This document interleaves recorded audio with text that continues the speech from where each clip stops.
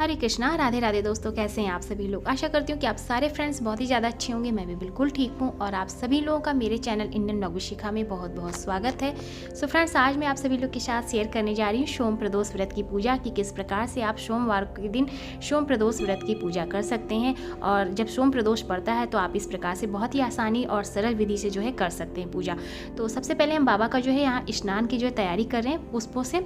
और बाबा को जब हम स्नान कराएंगे तो जिस भी पात्र में स्नान कराएं, जैसे कि पीतल, चांदी, तांबे, जिस भी पात्र में स्नान कराएं उनको अच्छे से सजा लें फूलों से, और नहीं तो केवल टीका चंदन भी आप लगा सकते हैं। तो बस यहाँ पर हम बाबा को विराजमान करेंगे और उनका जो है स्नान प्रारंभ करेंगे। इससे पहले आपको मंदिर में सबसे पहले शुद्धिकरण कर लेना है, दीपक प्रज्वलित कर लेना है, गणेश जी का स्नान करा लेना है। अगर आप साथ में स्नान कराना चाहते हैं तो आप यहाँ पर जब शिवलिंग की पूजा करेंगे उसी समय आप गणेश जी को भी विराजमान कर सकते हैं। सो मैंने जो है पहले ही गणेश जी की पूजा कर ली है। माँ गौरी की पूजा हो चुकी है। मंदिर में जो है मैंने अपने जो है मंदिर में हमारे गणेश जी होते हैं उनका स्नान मैंने पहले करा दिया है और उसके बाद माँ गौरी की पूजा हो चुकी है। और यहाँ पर अब हम केवल जो है शिवलिंग की पूजा करेंगे और शिवलिंग में समस्त शिव परिवार जो है विराजित होते हैं। तो आप इस प्रकार से जो है केवल शिवलिंग की भी पूजा कर सकते हैं। तो बस ये पूजा हो सके तो आप सोमवार के दिन प्रदोष काल में करें तो बहुत ही शुभ होता है। तो बस यहाँ पर देखिए बाबा को हम स्नान कराएंगे। पहले जल से स्नान कराएंगे। जल में हम गंगा जल मिलाकर स्नान कराएंगे। शुद्ध जल से पहले हम इस तरह से स्नान एक बार करा लेंगे। इसके बाद फिर जब आप हो सके तो पंचामृत अगर तैयार कर लिए हैं तो बहुत अच्छी बात है। आप पंचामृत तैयार करके और बाबा को स्नान करा सकते हैं। केवल दूध, दही, घी, शक्कर इत्यादि से इस तरह से पंचामृत तैयार करके स्नान कराएं। और नहीं तो आप केवल कच्चे दूध से भी स्नान करा सकते हैं। तो जैसा कि आप देख सकते हैं यहाँ पर हम जो है दूध से केवल स्नान करा रहे हैं प्रभु को। और ये गाय का जो है शुद्ध दूध है, कच्चा दूध है, और उसी से हम बाबा को इस तरह से स्नान कराएंगे। पंचामृत आप अलग अलग भी तैयार करके जो है अलग अलग से स्नान करा सकते हैं, जैसे कि दूध से अलग, दही से अलग, घी से अलग, या सभी पांचों चीज़ों को मिलाकर भी आप तैयार कर सकते हैं। तो आज मैं केवल जो है कच्चे दूध से ही स्नान करा रही हूँ प्रभु को। और इस तरह से देखिए यहाँ पे हमारे प्रभु का स्नान हो रहा है। इसके बाद मैं भी साथ में हूँ। तो देखिए यहाँ पर मैं भी प्रभु को जल से स्नान करा रही हूँ। पहले हमें जल से स्नान कराना है, इसके बाद फिर हम जो है दूध, दही या जो भी पंचामृत तैयार किए उससे स्नान कराएंगे। तो पहले मैंने देखिए जल से स्नान कराया, इसके बाद मैं दूध से स्नान करा रही हूँ और इसके बाद फिर हम जल से स्नान कराएंगे। तो इस प्रकार से हम बाबा का स्नान कराते हैं। घर में देखिए वैसे तो पति जो है मेरे हस्बैंड जो है वही यहाँ पे बाबा की पूजा करते हैं और मैं भी जो है इस तरह से बाबा को जल केवल अर्पित करती हूँ। श्रृंगार मेरे हस्बैंड ही करते हैं। तो इस प्रकार से आप देख सकते हैं इन्होंने जो है इनको स्नान करा दिया। अब जो भी टीका चंदन बाबा को हमने अर्पित किया था, जो भस्म वगैरह लगी थी, वो सब हम इस तरह से हाथों से अच्छे से हल्के हाथों से साफ कर लेंगे। मैंने थोड़ा सा वीडियो यहाँ पे फास्ट कर दिया है।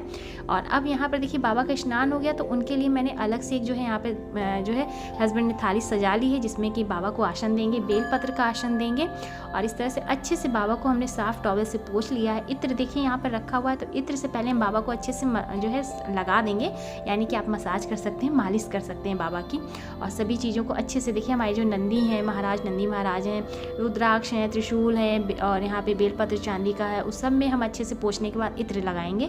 और इसके बाद बाबा को जो है जनेऊ अर्पित करेंगे, सफ़ेद जनेऊ बाबा को अर्पित करेंगे। इसके बाद वस्त्र रूपी मौली अर्पित करेंगे। नंदी महाराज को भी हम जो है वस्त्र रूपी मौली अर्पित करेंगे। त्रिशूल पे भी इस तरह से जो है मौली रखेंगे, प्रभु को जो है वस्त्र देंगे। और इस तरह से देखिए अब जो है बाबा को जो है जो चंदन रगड़ने की जो चौकी आती है, जो जिसमें हम लोग चंदन घिसते हैं, वो चौकी पे हम जो है ताज़ा चंदन प्रभु को लगाएंगे घिस के। तो इस तरह से देखिए चंदन को घिस के हस्बैंड जो है बाबा का श्रृंगार करते हैं। त्रिपुंड बनाएंगे, आप त्रिपुंड बना सकते हैं, ओम बना सकते हैं, या केवल चंदन ही लगा सकते हैं। तो आप देख सकते हैं यहाँ पर हस्बैंड ने बहुत ही सुंदर सा जो है त्रिपुंड बनाया है। और ज़्यादातर ये त्रिपुंड ही बनाते हैं और बहुत ही सुंदर सा बनाते हैं, जैसा कि आप देख सकते हैं बहुत ही सुंदर श्रृंगार करते हैं। तो बस यहाँ पर देखिए प्रभु को इस तरह से चंदन अर्पित करेंगे। और इसके बाद जो है देखिए उनके जो मस्तक पे भी हमेशा इस तरह से खाली नहीं रखना चाहिए, टीका जरूर से लगाना चाहिए। सभी चीज़ों पे हमें जो है यहाँ पे जैसे कि बेलपत्र हो गए, गौ नंदी महाराज हो गए, त्रिशूल जी हो गए, सभी पे हम लोग टीका चंदन करेंगे। थोड़ा सा खड़ा अक्षत यानी कि खड़ा चावल लेंगे, उसको थोड़ा सा गीला करके प्रभु पे अर्पित करेंगे। और अक्षत का चढ़ाना बहुत ही शुभ होता है प्रदोष जो है प्रदोष की व्रत में या सोमवार की व्रत पूजा में। इसके बाद देखिए भस्म चढ़ाएंगे।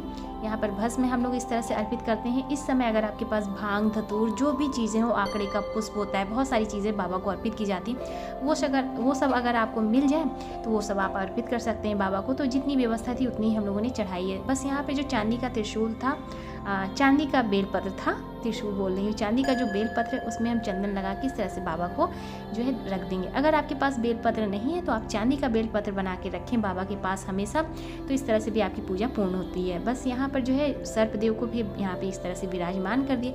अब बेलपत्र पे आप जो है ओम लिख भी सकते हैं, राम भी लिख सकते हैं, इस तरह से लिख के प्रभु पे आप अर्पित करें। तो देखिए यहाँ पे पत्ते पे बेलपत्र पे इस तरह से इन्होंने राम लिख दिया है, राम जी का नाम प्रभु राम, श्री राम लिख के और इस तरह से आप अर्पित कर सकते हैं प्रभु के ऊपर। तो देखिए यहाँ पर इस तरह से बेलपत्र हम चढ़ाएंगे। यहाँ पर देखिए मैं केवल टीका ही लगा के इस तरह से चढ़ा देती हूँ। तो यहाँ पे मैंने भी एक बेलपत्र चढ़ाया, क्योंकि बहुत सारे बेलपत्र तो नहीं मिल पाए, एक दो जो भी मेरे यहाँ पुष्प लगे हुए हैं, मतलब बेल का पेड़ लगा हुआ है पौधा, उसी में एक दो जो पत्ते मिल गए थे वही मैं यहाँ पर चढ़ा रही हूँ। अब जो है फूलों से श्रृंगार करेंगे, जितना भी हो सके आप जैसा भी श्रृंगार सुंदर सा बाबा का कर सकते हैं। तो यहाँ पर पुष्प हम अर्पित करेंगे। इस समय आप जो भी चीज़ें बाबा को अर्पित करना चाहते हैं, उस समय आप फल फूल जो भी चीज़ें रखना चाहते हैं, आखिरी का पुष्प, बहुत सारी चीज़ें मिलती हैं, तो वो सब आप चढ़ा सकते हैं। तो जितनी सुविधा है या जितनी चीज़ें आपको मिल जाए उतनी आपकी अच्छी बात है, उतनी आप बाबा को अर्पित कर सकते हैं। इसके बाद बाबा को हम धूप दिखाएंगे, इस तरह से घंटी के साथ धूप दीप जो है बाबा को हम दिखा देंगे। बहुत ही सरलता के साथ आप इस तरह से सोम प्रदोष की पूजा कर सकते हैं।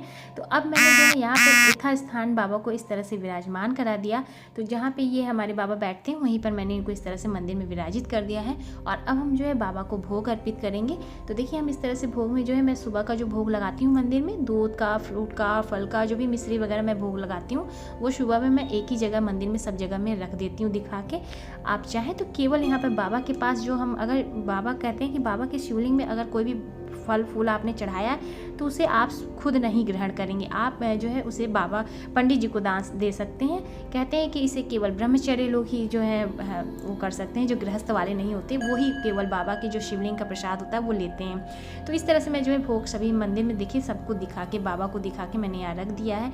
जल का लोटा मैंने यहाँ पे देखिए इस तरह से भर के बाबा के लिए मैंने यहाँ पे रख दिया है। आरती अब हम करेंगे, आचमनी मैंने कर दिया है, क्योंकि भोग लगाने के बाद आचमनी करें। इसके बाद इस तरह से धूप दीप कपूर के साथ हम बाबा की आरती करेंगे। तो बस यहाँ पर देखिए हम इस तरह से माता गौरी की पूजा, देखिए यहाँ पर मैं आपको दिखा दूँ। तो सबसे पहले हमने गणेश जी की पूजा की, माँ गौरी और भोले बाबा यहाँ पे विराजित है, उनकी पूजा हो गई। इसके बाद फिर हम लोगों ने जो है शिवलिंग की पूजा की थी।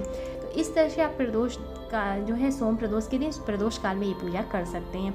तो ये पूजा तो हमारे यहाँ सुबह में हुई। अब मैं आपको बाबा का जरा श्रृंगार दिखा देती हूँ। तो कुछ ऐसा सा कम सामग्री में कुछ ऐसा सा श्रृंगार हुआ है हमारे बाबा का। और भी अगर आपके पास सामग्री हो तो जितना भी सुंदर आप बाबा का श्रृंगार कर सकते हैं कर सकते हैं। तो बस इस तरह से देखिए हम अलग से एक पात्र में बाबा को विराजित करते हैं और खूब सुंदर सा उनका श्रृंगार करते हैं, भस्म चढ़ाते हैं और जो है भभूति वगैरह सब जो भी चीज़ें होती हैं वो सब चढ़ाते हैं। इस समय भांग नहीं मिल पाया, नहीं तो मैं भांग सुखा के रखती हूँ बाबा को अर्पित करने के लिए, वो भी नहीं था मेरे पास, ख़त्म हो गया। तो बस इस तरह से देखिए धूप दीप फल फूल और भोग प्रसाद के साथ जल के साथ मैंने अपने भोले बाबा का पूजा जो है प्रदोष जो है सोम प्रदोष के दिन किया है अपने मंदिर में। इस तरह से आप जो है बाहर भी जाके आप मंदिर में शिवलिंग, शिव जी की मंदिर में जाके आप शिवलिंग की पूजा कर सकते हैं। यहाँ देखिए हमारे गणेश जी विराजित हैं, जिनका कि सुबह में सर्वप्रथम स्नान श्रृंगार हुआ है। यहाँ माँ गौरी और भोले बाबा विराजित हैं, इनकी भी पूजा हो गई है। तो इस तरह से जो है मैं अपने मंदिर में सोम प्रदोष के दिन सोमवार की पूजा करती हूँ। वैसे भी सोमवार की पूजा भी मैं इसी तरह से करती हूँ। तो आप सोम प्रदोष की पूजा इस तरह से बहुत ही सरल और आसानी विधि के द्वारा कर सकते हैं। सो उम्मीद करती हूँ कि आप सभी लोगों को मेरी आज की ये पूजा पसंद आई होगी। तो प्लीज़ वीडियो को लाइक कीजिएगा, ज़्यादा से ज़्यादा शेयर कीजिएगा और चैनल पे मेरी पहली बार आए हैं तो मेरे चैनल को भी सब्सक्राइब कीजिएगा, इंस्टाग्राम पे फॉलो करिएगा। मैं मिलूँगी आप सभी लोगों को और भी अच्छी सी वीडियो के साथ। तब तक के लिए हरे कृष्णा, राधे राधे, जय श्री राधे।